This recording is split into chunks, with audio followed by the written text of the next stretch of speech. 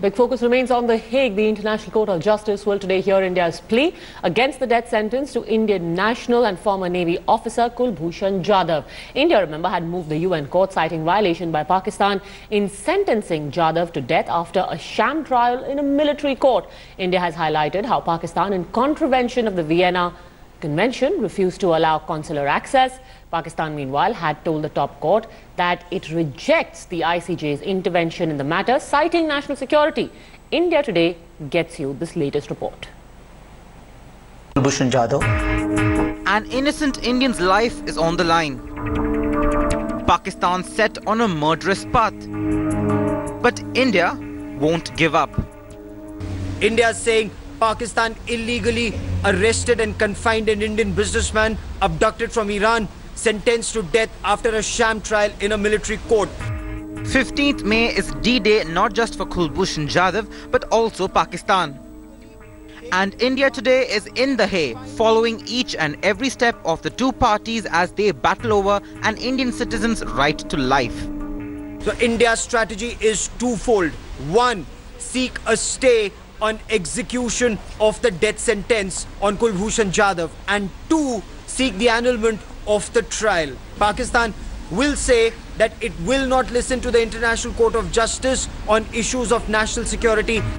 Senior lawyer Hari Salve, representing India at the International Court of Justice, appreciated the government's efforts. We must congratulate the government of India. They have been completely on top of this problem. We had our papers ready in time. We waited for the opportune moment. We moved the court and we got a hearing before the registrar. We persuaded him. He persuaded, in fact, the president of the court was not in Hague. He persuaded him and this order has been passed.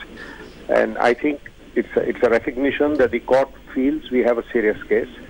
Pakistan is clearly in the dock. Realizing it can't defend a sham trail, Pakistan will not be sending any representative to the International Court of Justice, according to our sources. You have the mastermind of 26/11 Mumbai terror attacks, Hafiz Mohammed Saeed, openly meeting people, spewing venom against India in Pakistan when he's supposed to be under house arrest. Pakistan has taken absolutely no legal and penal action against him despite a mountain of evidence. On the other hand, an innocent Indian businessman like Kulbhushan Jadhav was abducted in Iran, taken into Pakistan, illegally sentenced to death in a sham military trial. India and Pakistan have faced off at the International Court of Justice on multiple occasions, and India has usually been the winner.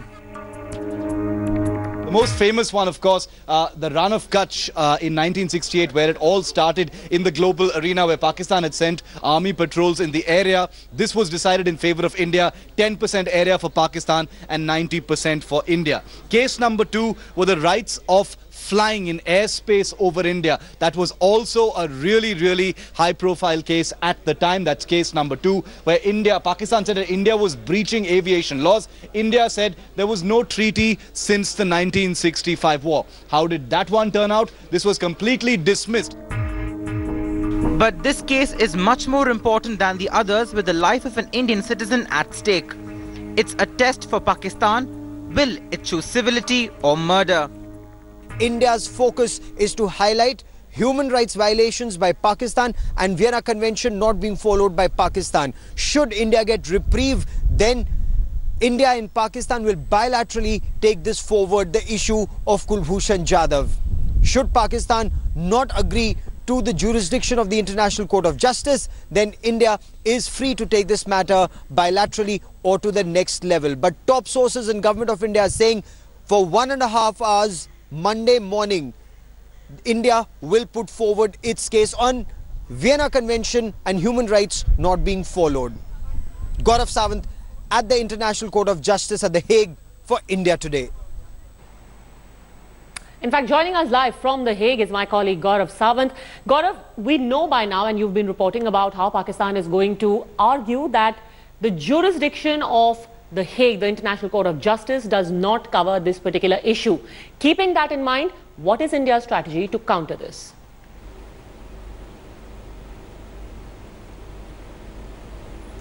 So Harish Salve spearheads India's case. India Today spoke to Harish Salve. there are two things that are very clear. India is not arguing this case on the merits of the case. That is not what India is looking at. What India is saying is international norms were not followed. It's there that the world community steps in. Why? Because the Vienna Convention, Padmaja, very clearly says that there will be consular access granted in cases of an individual of a country being arrested or held in another country. Both India and Pakistan are signatories to the Vienna Convention. That was not followed in this case. So that is where the International Court of Justice weighs in. That's point one. Point two, it weighs in on human rights of an individual not being followed. Then again, the world community steps in because a man was arrested, illegally confined, not given a fair trial, India not given consular access. All of that is violation of his human rights. So India is coming in on international laws and norms not being followed, not on the merits of the case. Pakistan is stepping in the afternoon when Pakistan argues its case for 1.5 hours only on Kulbhushan Jadhav being a terrorist, or that is what is Pakistan's contention. India's point is he's an Indian citizen, he's an Indian national, he's a human being, he's not been given his human rights. These are aspects that India will weigh in, and the International Court of Justice, when the quorum sits, the president and brother judges, they will decide only on the Vienna Convention and the humanitarian aspect. All right, for now, Gaurav, thanks very much for joining us. Through the day, Gaurav is going to be reporting from The Hague. Remember, past noon is when that critical hearing begins.